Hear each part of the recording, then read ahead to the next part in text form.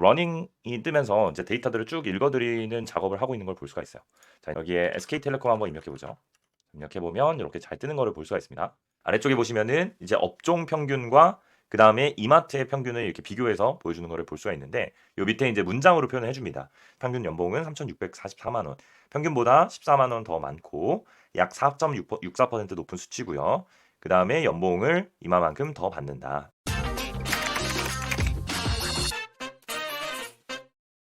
네, 이번 시간에는 지난 시간에 만들었던 저희 함수들이죠. 이런 함수들을 가지고 스트리밍 서비스로 한번 만들어 보고 배포까지 해보도록 하겠습니다. 저희 실습 파일에서는 nationalpension.py라는 11번 파일을 참고해 주시면 되겠고요. 여기에 추가적으로 저희 국민연금 가입 사업장 내역 데이터, CSV 데이터가 필요합니다. 그래서 내셔널 펜션이라는 CSV 파일 같이 존재하는지 한번 확인 부탁드립니다. 자, 먼저 코드를 한번 같이 살펴볼 건데요. 저희가 필요한 내용들을 쭉 임포트를 해줍니다. 그리고 한글 폰트 설정 때문에 저는 맥북을 사용하고 있어서 애플 고딕을 입력해 줬는데요. 리눅스나 윈도우스 사용자 같은 경우에는 나눔 고딕 폰트 설정해 주시면 되겠습니다. 그리고 저희가 이전 영상에서 봤었던 그 함수들을 클래스로 패키징을 했고요.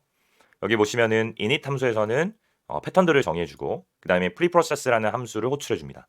그러면 preprocess 함수가 호출을 받아서 우리 데이터 프레임의 컬럼들을 재정의를 해주고요. 필요 없는 컬럼들을 제거를 해주고 사업장 명에 대해서 클린징 작업을 시작합니다. 전처리 함수를 매핑을 해주는데, 전처리 함수에서는 정규 표현식을 활용해서 저희 쓸데없는 어떤 특수 문자나 이렇게 나와 있는 것들, 요 가로를 제거해 준다든지 뭐 이렇게 나와 있는 것도 있었어요. 이런 것들을 제거해주는 그러한 작업을 수행하게 됩니다. 탈퇴 일자의 연도랑 월을 산정을 해주고요. 그리고 주소를 스플릿해서 시도를 가져와서 시도를 넣어주고, 그리고 가입 상태랑 탈퇴 일자 이렇게 드랍을 해줍니다. 탈퇴한 기업들을 드랍을 해주고요. 그리고 인당 금액을 산정을 해주는데, 요거는 이전 영상에서 저희가 진행을 했었던 내용이죠. 국민연금이 부과된 금액을 가입자 수로 나누어서 개인별 부과되는 국민연금 금액을 산정을 해주고요. 그 다음에 인당 금액을 9%로 나눠서 곱하기 100을 해서 월 급여액을 추정을 해주는 겁니다. 그 다음에 요거를 곱하기 11을 해서 연간 급여액을 추정을 해주고 데이터 프레임에다가 넣어주는 거고요. 그리고 find company는 기업을 찾아주는 그런 함수식이었죠. 이전 영상에서 주피터 노트북 파일로 저희가 같이 봤었고요. 컴페어 컴퍼니도 마찬가지였습니다. 우리 동종 업계의 월급여 추정액과 연간 급여 추정액을 비교해주는 그러한 함수식이었고요. 그리고 마지막으로 컴퍼니 인포는 그 저희가 검색한 기업의 정보를 출력해주는 그러한 함수였습니다. 마지막으로 get 데이터는 이제 데이터를 받아와주는, 단순하게 이 만들어진 데이터 프레임을 리턴해주는 그러한 함수로 구성이 되어 있습니다. 자, 그 다음에 여기에 보시면 st.cache가 들어가 있어요. 자, 요것도 이제 중요합니다. 이게 뭐냐면 먼저 요거를 설명드리기 위해서는 아래의 내용을 한번 주석을 쳐볼게요. 먼저 주석을 쳐보고요. 요 함수, 자, 요건데 stcache가 붙어 있죠. 자, 이거를 일단 제거를 해주겠습니다. 서비스를 실행을 한번 해볼게요. 스트림밋에 런에 nationalpension.py 파일을 런칭을 해주면, 자, 지금은 뭐가 안 뜰 겁니다. 뭐가 안 뜨니까 일단은 요거까지 런칭 해볼게요. 다시 새로 고침 한번 해보겠습니다. 자, 보시면 제가 새로 고침했는데 시간이 좀 오래 걸리죠. 다시 한번 새로 고침 해볼게요. 자, 여기 보면은 시간이 좀 오래 걸립니다. 계속 로드 되는데 계속 오래 걸리죠. 시간이 굉장히 오래 걸려요. 매번 오래 걸리는 이유가, 제가 새로 고침을 할 때마다 여기에 있는 이 전처리 코드를 전부 다 수행을 해야 되고 그 다음에 로드를 해주기 때문에 오래 걸리는 거거든요. 근데 저희가 이거를 새로 고침을 매번 할 필요가 없어요. 한 번만 딱 데이터를 로드를 해주면 됩니다. 그 다음에는 검색을 활용할 거기 때문에 그럴 때에는 이 함수에다가 골뱅이 해주시고 st.cache를 붙여주시면 돼요. 그럼 이 캐시의 역할은 뭐냐면 이 함수 안에 데이터 불러오는 부분을 캐싱을 하는 겁니다. 그래서 여기다 넣어주는 거죠. 자, 요거를 저장한 다음에 새로 고침을 해볼게요. 하면은 running read pension data, 요 함수식을 러닝하고 있다라는 게 뜨고요. 처음에는 좀 오래 걸렸죠. 근데 지금 새로 고침 한번 해볼게요. 자, 새로 고침했습니다. 바로 뜨는 걸 볼 수 있죠. 새로 고침하면은 바로 뜹니다. 그러니까 이 캐시의 역할은 뭐냐면 맨 처음에 데이터를 읽어 들어올 때 한 번만 읽고 그 다음부터는 매번 요거를 수행하지 않는 거예요. 한번 읽어서 데이터에다 저장이 되어 있으면 그 다음부터는 다시 저장을 하지 않고 로드하는 작업을 다시 수행하지 않는다는 얘기죠. 그래서 훨씬 더 시간 절약을 할 수가 있습니다. 이렇게 캐싱을 붙여줬고요. 자, 그 다음에 들어가 있는 코드들은 전부 다 주석 해제를 해볼게요.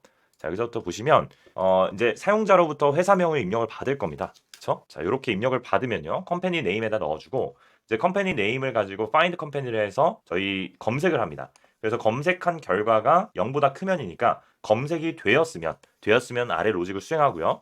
검색이 되지 않았으면은 이 맨 아래쪽에 검색 결과가 없습니다. 이렇게 출력해 주는 거예요. 자, 그리고 요 서패더를 만들어줘서 우리 검색 결과를 아웃풋에다 담아줬습니다. 아웃풋에 아이록에 0번째 사업장 명을 출력해주면 이제 사업장 명이 출력이 되고요. 그 다음에 컴퍼니 인포를 받아옵니다. 인포를 받아와서 그 컴퍼니에 관련된 인포메이션을 쭉 출력을 해준 거예요. 주소, 업종 코드명, 가입자 수, 신규 상시 이런 대략적인 주소들을요. 그리고 컬럼을 3개로 쪼개서 월 급여 추정액과 연봉 추정액, 가입자 수 추정을 출력을 해주고요. 아래쪽에서는 이제 데이터 프레임으로 우리 아웃풋, 받아온 결과를 전부 다 출력을 해줍니다. 그리고 컴페어 컴퍼니에서는 이제 업종의 평균과 그 다음에 우리가 검색한 기업의 그 수치를 비교해서 보여주는 거예요. 그래서 비교표 해가지고 월급여 추정액 계산하고요. 요 퍼센트 밸류는 뭐냐면 이제 우리가 검색한 회사의 월급여 추정액과 업종 평균을 비교를 해주는 거예요. 그래서 디프 먼스 하면은 월급여 추정액의 차이와 그다음에 연간 급여 추정액의 차이를 구하고요. 만약에 퍼센트 밸류가 더 크면 높다라는 문구를 줄 거고 낮으면 낮다라는 문구를 줄 겁니다. 그래서 요거 위에서 결과를 가지고 여기 밑에서 마크다운 형식으로 쭉 출력을 해서 정보를 보여주고요. 요거는 이제 비교표를 매플로립으로 출력해주는 코드라고 보시면 됩니다. 그리고 마지막으로 이렇게 동종업계에서 겟데이터 불러와서 업종 코드를 우리 회사의 업종 코드랑 일치하는 업종들을 가져와서요. 연간 급여 추정액을 내림차순 정렬을 해서 보여주는 그렇게 마무리가 되는 간단한 서비스라고 보시면 됩니다. 자, 이렇게 저장을 해주고요. 자, 여기 서비스를 런칭한 상태에서 새로 고침 한번 해볼게요. 만약에 이마트라는 기업을 검색을 해보면 이제 이마트의 주소가 나오고 그다음에 업종 코드명, 근무자, 입사자, 퇴사자 이렇게 나오고요.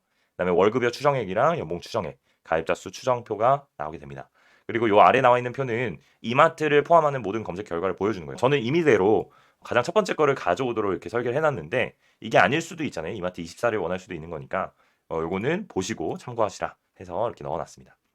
아래쪽에 보시면은 이제 업종 평균과 그 다음에 이마트의 평균을 이렇게 비교해서 보여주는 것을 볼 수가 있는데 요 밑에 이제 문장으로 표현을 해줍니다. 평균 월급여는 303만 원, 평균 연봉은 3,644만 원, 평균보다 14만 원 더 많고 약 4.64% 높은 수치고요. 그 다음에 연봉을 이만큼 더 받는다라고 나와 있죠. 그리고 동종업계는 어떤 업체들이 있는지 이런 것들도 보여줍니다. 하나만 더 해볼까요? 만약에 SK텔레콤이다. 자, 이렇게 입력했을 때에는 총 근무자, 입사자, 퇴사자 이렇게 나오죠. 월급여, 연봉, 가입자 수 추정이 나오고요. 그리고 아래쪽에 보면은 이제 동종업계랑 비교해서 볼 수 있는 표도 출력을 해주고, 그리고 동종업계에는 어떤 회사들이 있는지 이렇게도 보여주는 것을 확인해 줄 수가 있습니다. 자, 이렇게 저희가 간단하게 국민연금 가입 사업장 내역이라는 이 공공데이터 포털에서 다운로드 받은 데이터를 가지고 이렇게 보기 쉬운 하나의 보고서 형식의 서비스를 만들어 봤어요.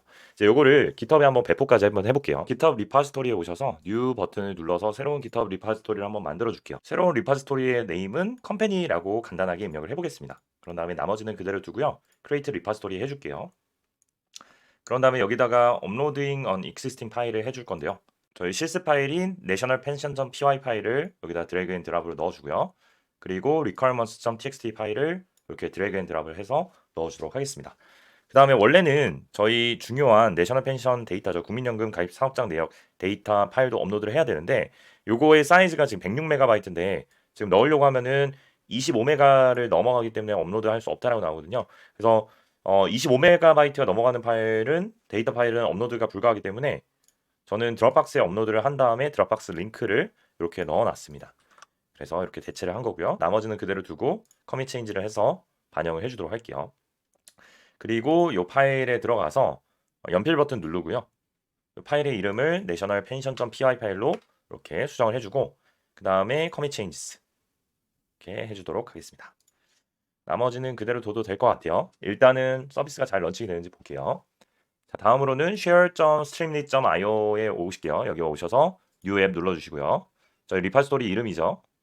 저희가 컴퍼니라고 입력을 했으니까 여기에 컴퍼니 넣어주시면 되고 브랜치는 메인 그리고 파일명은 nationalpension.py 파일이죠. 자, 이거를 이렇게 복사 붙여넣기 하시면 됩니다. 그리고 디플로이 눌러주시면 금방 배포가 됩니다. 좀만 기다려 보실게요. 자, 배포가 되었고요. 이제 러닝이 뜨면서 이제 데이터들을 쭉 읽어드리는 작업을 하고 있는 걸 볼 수가 있어요. 자, 이제 러닝이 완료가 됐고요. 여기에 SK텔레콤 한번 입력해 보죠. 입력해 보면 이렇게 잘 뜨는 거를 볼 수가 있습니다.